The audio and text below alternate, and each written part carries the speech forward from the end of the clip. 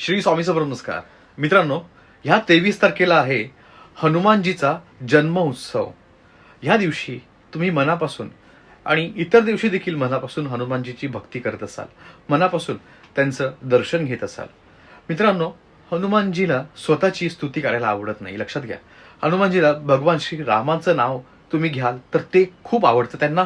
त्यांच्या भक्तीमध्ये ते इतके भक्तिमय होऊन जातात की ते तुम्हाला पण सांगतात, माझं नाव घेऊ नका, भगवान श्री रामाचं नाव घ्या. तुम्हाला ह्या दिवशी काय उपाय करायचे तुम्हाला मी सांगतो. भगवान जे श्रीराम आहेत त्यांचं नामस्मरण करायचं आहे. जेवढं त्यांचं नामस्मरण कराल तेवढं हनुमानजीची कृपा तुमच्यावरती होत राहील.